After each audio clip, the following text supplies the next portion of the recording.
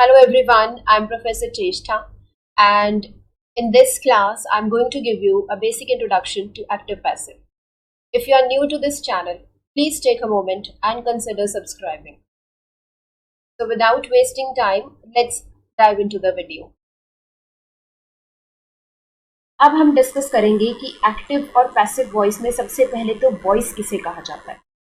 देखो, the voice of a verb expresses whether the subject in the sentence has performed or received the action. Voice of a verb expresses या तो आपके sentence के subject ने। Now what is subject? Subject क्या होता है जिसके बारे में आप सेंटेंस में बात कर रहे हो। फॉर एग्जाम्पल, अगर मैं कहूँ आई एम टीचिंग, तो सब्जेक्ट कौन है सेंटेंस का? आई, कि मैं आपको पढ़ा रही हूँ। तो जो भी आपके सेंटेंस के अंदर काम कर रहा है, जो डूअर है, that is the subject of the sentence.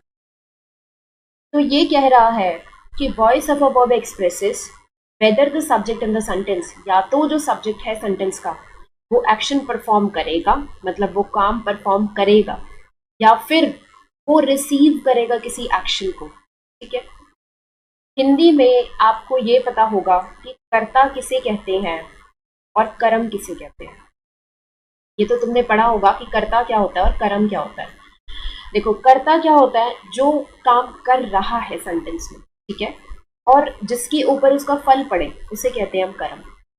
अब वर्ब का वह रूप जिससे पता चलता है कि कर्ता कोई काम करता है या फिर कर्ता पर उस काम का फल पड़ता है। ठीक है, कर्ता पर उस काम का फल पड़ता है, that is called voice of a verb. ये मैंने आपको हिंदी में समझाया है। फॉर एग्जाम्पल, अगर मैं कहूँ, देखो एक एग्जाम्पल लेते हैं। अगर मैं कहूँ जॉन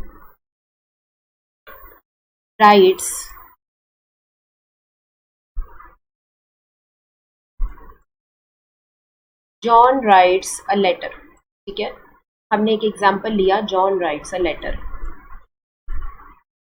एक और एग्जाम्पल देखो, उसके बाद मैं आपको कंपेयर करके बताऊंगी। एक और एग्जाम्पल देखो, अ लेटर इज, थोड़ा सा इसको ऊपर लिख देते हैं।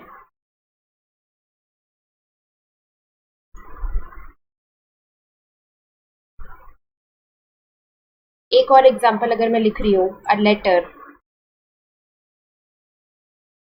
Is written by John. ठीक है, हमने दो सेंटेंसेस लिए, a letter is written by John. तो देखो, जॉन राइट्स अ लेटर और a letter is written by John. अब इन दोनों सेंटेंसेस को आप देखो, मैंने आपको कहा वर्ब का वह रूप जिससे पता चलता है कि कर्ता कोई काम करता है। दिस इज कर्ता कोई काम करता है। कैसे? जॉन राइट्स अ लेटर, कर्ता कौन है? जॉन, कोई काम कर रहा है, तो ये क्या है? हमारी वॉइस ऑफ अ वर्ब। ठीक है, जॉन राइट्स अ लेटर का सेंटेंस का सब्जेक्ट कौन हुआ? कर्ता कौन हुआ? जॉन। या फिर मैंने आपको क्या कहा? या फिर कर्ता का किसी चीज के ऊपर फल पड़ता है, दैट इज कॉल्ड कर्म। वही चीज यहाँ लिखी है, दैट हैज परफॉर्म्ड या received the action. A letter is written by John. तो जॉन क्या कर रहा है? लेटर लिख रहा है, लेटर के ऊपर उसका फल पड़ रहा है, तो that is voice of a verb. Clear? अगर आपको कहीं पे भी डाउट है तो आप कमेंट सेक्शन में पूछ सकते हो, और अगर किसी को भी पीडीएफ चाहिए, you can join the Telegram group, link description में दिया है, और you can join any other platform which you feel comfortable with, link description में दिया हुआ है। अच्छा, एक और एग्जाम्पल देख लो, यहाँ जो लिखा है, someone cleans the room every day. कोई हर रोज आकर रूम क्लीन करता है, तो करता कौन है? समवन, कोई तो है, ही और शी। ठीक है, या फिर एक और सेंटेंस दिया है, the room is cleaned by someone every day. जो रूम है that is cleaned by someone every day. अब फल किस पर पड़ रहा है? रूम पर, तो that is voice of a verb. I guess ये समझ आ गया होगा कि वॉइस आप कहते ही किसको हो। ठीक है, अच्छा आगे चलते हैं, और अब हम देखते हैं वॉइस के टाइप्स। अब वॉइस के टाइप्स में आपके दो तरह के टाइप्स होते हैं, one is active and second is passive. सबसे पहले देखेंगे एक्टिव वॉइस क्या होती है। एक्टिव क्या होती है? When an action performed by the subject is expressed by the verb, it is active voice. Verb का वह रूप जिससे कर्ता, मतलब कि सब्जेक्ट की इंपॉर्टेंस दिखे, इसे कहते हैं एक्टिव वॉइस। फॉर एग्जाम्पल, अगर कहा जाए रिया रॉट अ लेटर, तो सब्जेक्ट कौन है सेंटेंस का? रिया। रिया ने लेटर लिखा, तो Riya is subject of the sentence और रिया है डूअर सेंटेंस की। तो this is called active voice, जहां पे आपको कर्ता की इंपॉर्टेंस पता चले। ओके, नाउ एक्टिव हो गया। अब पैसिव क्या होता है? पैसिव वॉइस क्या है? When the action expressed by the verb is received by the subject. जो भी एक्शन जो किया गया है that is received by the subject. For example अभी हमने देखा रिया रॉट अ लेटर। अब देखो, a letter was written by Riya. अब इसमें वर्ब का वह रूप जिससे कर्म की इंपॉर्टेंस दिखाई दे, ठीक है, वही चीज हमने यहाँ इंग्लिश में लिखी है, कर्म की इंपॉर्टेंस दिखाई दे। अब देखो, a letter was written by Riya ने रिया में a letter was written by Riya में रिया ने क्या लिखा? लेटर। तो लेटर की इंपॉर्टेंस दिखाई दी आपको यहाँ पर, लेटर के ऊपर इफेक्ट पड़ा उसका। तो this is called passive voice. तो ये फर्क है आपका एक्टिव में और पैसिव में। तो इसके साथ साथ हम अपने बेसिक रूल्स डिस्कस करेंगे कि अगर किसी भी एक्टिव पैसिव वॉइस को आपको दे दिया जाए तो what are the basic rules जिससे आप कन्वर्जन कर सकते हैं, ठीक है। अच्छा, आज हम डिस्कस करेंगे 7 रूल्स के बारे में, और जिसमें से फर्स्ट रूल हमारा है वो कहता है कि identify the subject, verb and object. S for subject, V for verb and O for object. तो जब भी आपको एक सेंटेंस दिया जाए, ठीक है, फॉर एग्जाम्पल यहाँ एक सेंटेंस है, ही राइट्स लेटर। तो जब भी सेंटेंस दिया जाए you will identify what is S, B and O, ठीक है। एस फॉर सब्जेक्ट, सब्जेक्ट क्या है सेंटेंस का? देखो, ही राइट्स लेटर में कौन काम कर रहा है? कर्ता कौन है? ही, जो कोई भी लड़का हो सकता है। फिर उसके बाद है आपको आइडेंटिफाई करनी है वर्ब। अब वर्ब क्या है यहाँ पे? राइट्स, ठीक है। नेक्स्ट है ऑब्जेक्ट। ऑब्जेक्ट इज कर्म जिसपे उसका इफेक्ट पड़ रहा है, दैट इज लेटर। तो फर्स्ट थिंग जो आपको करनी है, जैसे ही सेंटेंस दिया जाए you have to identify S, V, O, that is subject, verb and the object. अच्छा, इसके बाद हम देखते हैं रूल नंबर 2। अब रूल नंबर 2 कहता है interchange the object and subject. अब आपको ये पता चल गया सब्जेक्ट क्या है, ऑब्जेक्ट क्या है और वर्ब क्या है। अब कह रहा है कि ऑब्जेक्ट और सब्जेक्ट को बदल दो। जो सब्जेक्ट है उसे ऑब्जेक्ट बना दो और जो ऑब्जेक्ट है उसे सब्जेक्ट बना दो, ठीक है। दैट इज जनरल फॉर्मूला क्या है इसका? Object plus helping verb. मतलब कोई भी सेंटेंस आपको दिया जाए, पहले आप ऑब्जेक्ट लिखेंगे, फिर आप हेल्पिंग वर्ब लिखेंगे, जो भी उस रूल के अकॉर्डिंग होगी, इज, एम, आर, वॉज, वर, जो भी हेल्पिंग वर्ब वहाँ यूज होगी वो लिखेंगे, प्लस V3। पूरे एक्टिव पैसिव वॉइस में हम वर्ब की थर्ड फॉर्म यूज करते हैं, that is V3, plus by, मतलब किसने वो काम किया, ठीक है, that is also called as agent. Agent मतलब किसके द्वारा वो काम हुआ, प्लस क्योंकि आपने ऑब्जेक्ट स्टार्टिंग में लिखा तो सब्जेक्ट लास्ट में जाएगा, सब्जेक्ट ऑब्जेक्ट बन जाएगा और ऑब्जेक्ट सब्जेक्ट बन जाएगा। तो this is the basic formula of any active passive voice. पहले ऑब्जेक्ट, फिर हेल्पिंग वर्ब, फिर verb third form, plus by, plus subject. Clear? एक एग्जाम्पल से देखते हैं। फॉर एग्जाम्पल अगर मैं कहूँ शी मेक्स पेंटिंग, तो देखो सबसे पहले आइडेंटिफाई कर लो एस, वी, ओ। सब्जेक्ट है शी, मेक्स है आपकी वर्ब और पेंटिंग हो गया ऑब्जेक्ट, ठीक है। अब पैसिव बनाने में सबसे पहले ऑब्जेक्ट आपका क्या था? पेंटिंग। पेंटिंग को आगे ले आओ, द पेंटिंग, यहाँ पे होना चाहिए था शी मेक्स द पेंटिंग, ठीक है। अपनी मर्जी से आप कुछ भी नहीं ऐड कर सकते। The painting, then helping verb क्या है आपकी? क्योंकि ये सेंटेंस जो है प्रेजेंट टेंस का है, दैट इज इसके पीछे ES लगा है, तो जब भी आपके वर्ब के पीछे S या ES लगती है दैट इज प्रेजेंट टेंस। तो इसके पीछे S का यूज हुआ है, ये प्रेजेंट टेंस है, तो हेल्पिंग वर्ब हो गई इज, प्लस वर्ब की थर्ड फॉर्म, मेक की third form made, next by, by plus subject, subject कौन था? शी। अब अभी हम पढ़ेंगे, अब रूल के अकॉर्डिंग तो यहाँ सब्जेक्ट आना चाहिए था, दैट इज शी, बट यहाँ पे तो हर लिखा है। तो दैट इज ऑल्सो रूल कि आप प्रोनाउंस चेंज करते हैं। अभी मैं आपको एक टेबल बताऊंगी, उसके अंदर से आप प्रोनाउंस लर्न कर सकते हो। तो आप याद रखेंगे कि पहले ऑब्जेक्ट आएगा आपका, फिर आपकी हेल्पिंग वर्ब आई इज, फिर आपकी वर्ब की थर्ड फॉर्म लगाई हमने मेक की made, by, and then we have the subject of the sentence which is she changed into her. So this is basically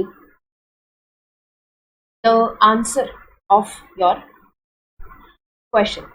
इसको अवॉइड कर दो, ये गलती से यहाँ लिखा गया है, अवॉइड दिस। तो ये हो गया आपका रूल नंबर 2। इसका बेसिक फॉर्मूला लर्न कर लो। जैसे जैसे आप इसकी प्रैक्टिस करते जाओगे, क्वेश्चंस बेसिक फॉर्मूला जो आप याद रखेंगे वो भी आपको प्रैक्टिस होता जाएगा और अपने आप ऑटोमेटिकली दिमाग में फिट हो जाएगा। Rule number 3। रूल नंबर 3 कहता है कि in passive voice sometimes the subject is not used, that is the subject in passive voice can be omitted. तो ये कह रहा है कि कभी कभी आपकी आंसर्स में जब आप पैसिव वॉइस लिखते हो तो कभी कभी सब्जेक्ट को हम अवॉइड कर देते हैं, ठीक है। अगर आपके सेंटेंस में मीनिंग कन्वे हो रहा है पूरा पूरा, तो हम कोशिश करते हैं कि हम सब्जेक्ट को अवॉइड कर दें। अगर आप ये क्लास देख रहे हो and if you are a student till class 12th, तो आपके क्वेश्चंस में सब्जेक्ट ओमिट नहीं होता। But if you are watching this class and you are giving any sort of competitive exam, तो आपके कॉम्पिटेटिव एग्जाम्स में जो ऑप्शन होंगे उनमें मोस्टली सब्जेक्ट्स ओमिटेड होते हैं, ठीक है। अगर पूरा मीनिंग कन्वे हो रहा है तो subjects will be omitted. For example milk is sold in litres, और यहाँ है milk is sold in litres by him. तो देखो यहाँ पर भी आपका जो मीनिंग है वो पूरी तरह से कन्वे हो रहा है। Milk is sold in litres, milk is sold in litres के अंदर पूरी तरह से कन्वे हो रहा है मीनिंग कि मिल्क जो है वो लीटर्स में बेचा जा रहा है। या तो आप बाय हिम लिखो या बाय हर लिखो, that conveys the full meaning. तो ये भी ठीक है और ये भी ठीक है, ठीक है। तो अगर आप कोई भी कॉम्पिटिटिव एग्जाम के लिए वीडियो देख रहे हो तो रिमेंबर कि subjects are omitted more often and it's not wrong to omit a subject अगर मीनिंग पूरा जो है कन्वे हो रहा है तो, ठीक है।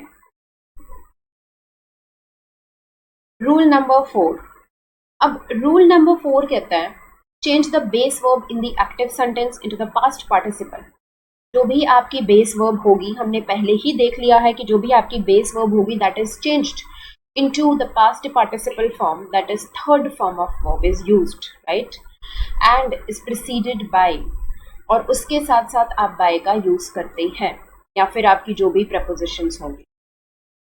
For example Sita invited Meera. अब सीता इन्वाइटेड मीरा में सेंटेंस का सब्जेक्ट है सीता, हमारी वर्ब है invited and Meera is the object. This is SVO, okay. Subject को ऑब्जेक्ट में बदलना है, ऑब्जेक्ट को सब्जेक्ट में। तो करो, ऑब्जेक्ट को सब्जेक्ट बना दो मीरा। सेंटेंस पास्ट का था इसलिए हमने यूज किया was and Meera was. Now third form of verb it is invited by, that's Sita. Answer हुआ Meera was invited by Sita. Third form of verb use हो गई इन्वाइटेड। नेक्स्ट क्वेश्चन है Mohan has beaten Radha. Sentence का subject Mohan, verb has, then beaten Radha. Beaten that is verb, this is our helping verb and this is our main verb and Radha is object of the sentence. तो अब change करो इसको Radha according to the rule, क्योंकि ये sentence आपका present perfect में लिखा गया है तो has been beaten by and then subject जो है हमारा ऑब्जेक्ट बन गया दैट इज मोहन। सो इस तरह से आप याद रखोगे कि जो भी आपकी वर्ब की फॉर्म होगी you have to use past participle form that is verb की थर्ड फॉर्म। क्लियर? अच्छा, इसके बाद चलते हैं रूल नंबर 5 पे। रूल नंबर 5 है हमारा table which is very important, और आप याद रखेंगे कि जो आपके एक्टिव वॉइस के प्रोनाउंस हैं वो किस तरह से पैसिव वॉइस में चेंज होते हैं। फॉर एग्जाम्पल अगर मुझे सेंटेंस में दिया जाए आई तो that will change to me, we to us, he to him, she to her, they them में बदलेगा, यू ही रहेगा और इट इट। तो अभी हमने क्वेश्चंस देखे थे जहाँ पे आपने देखा था कि प्रोनाउंस को हमने चेंज किया था। फॉर एग्जाम्पल अगर मैं कहूँ he writes a letter, he writes a letter, और मैं आपको कहूँ कि इसको चेंज करो पैसिव वॉइस में, ही राइट्स अ लेटर, ठीक है, ये एक्टिव है आपका। और अब ये देखो सबसे पहले कि इस सेंटेंस के अंदर ये कौन से टेंस में लिखा गया है। रिटन इन प्रेजेंट टेंस, क्योंकि एस यूज किया है हमने, तो SES जब आप यूज करते हो तो that is present tense. He writes a letter में सेंटेंस का सब्जेक्ट है he, writes is our verb, then letter is our object. तो ऑब्जेक्ट को सब्जेक्ट बना दो, दैट इज अ लेटर, तो आंसर होगा अ लेटर। वर्ब यूज करो is helping verb, then verb की third form which is sorry a letter is verb की third form, that is written, a letter is written, then by plus by, and you will have to change this he into the passive voice pronoun, that is he किस में बदलता है, him, he is used for a boy और आप क्या use करते हो he को him में। तो इसी तरह से अगर यहाँ पे सपोज I लिखा होता तो आप यहाँ me कर देते, we लिखा होता तो us कर देते, तो she लिखा होता तो her कर देते। इसी तरह से आपको इन प्रोनाउंस को चेंज करना है।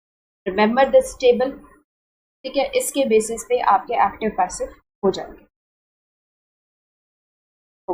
आई गेस यहाँ तक बिल्कुल अच्छे से क्लियर हो चुका होगा। आगे चलते हैं रूल नंबर 6 पे। रूल नंबर 6 है use the suitable helping verb. Suitable helping verb आप यूज करेंगे, एक तो हमारी मेन वर्ब है सेंटेंस की which is to be used in the third form, that is past participle form, and next है हमारी helping verb is, am, are, was और were, ठीक है। is, am, are, was, were और whatever is the helping verb you have to use according to the tense, according to the rules जो अभी हम next class में सीखेंगे कि अगर आपका सेंटेंस इस पर्टिकुलर टेंस में लिखा है तो how you can change that sentence, तो उसी के अकॉर्डिंग आप इन हेल्पिंग वर्ब्स को यूज करेंगे। अब इनके जो रूल्स हैं वो हर एक के डिफरेंट हैं और हम नेक्स्ट क्लास में उसको कवर करेंगे। अब यहाँ पर मैं एक एग्जाम्पल दे रही हूँ, a letter is written by him. देखो इसमें मैंने इज का यूज किया हेल्पिंग वर्ब का, then books are sold by them, are use हुई, I am helped by them, that is am. तो प्रॉपर हेल्पिंग वर्ब्स हमने यूज की इज, आर और एम, और थर्ड फॉर्म ऑफ वर्ब भी आपको देखने को मिल रही है, रिटन, सोल्ड एंड हेल्प्ड, ठीक। तो इस तरह से you have to take care of the helping verbs, third form of verb, and इस तरह से आप अपने एक्टिव पैसिव वॉइस को फॉर्म कर सकते हैं। अच्छा, लास्ट रूल है, that's not basically a rule, that's basically a information, कि परफेक्ट कंटिन्यूअस टेंस और फ्यूचर परफेक्ट टेंस को पैसिव वॉइस में चेंज नहीं किया जाता। अगर आपको कोई भी क्वेश्चन परफेक्ट कंटिन्यूअस टेंस और फ्यूचर इम्परफेक्ट टेंस के अंदर मिले तो that are not changed, that remain as it is, ठीक है। तो आज की जो क्लास थी, this was all about a basic introduction to active passive. Next class में that will be a one shot class और उसके अंदर पूरी एक्टिव पैसिव आपकी कवर हो जाएगी। तो if you are clear with this class, I hope आप अगली क्लास बहुत अच्छे से समझ पाओगे। अगर आपको कहीं पे डाउट है, I request to watch it again, and कहीं पे डाउट आए you can comment down the comment section below, I try to address those doubts, and if you find the class interesting, please do subscribe the channel for more such classes. Thank you so much, dear students.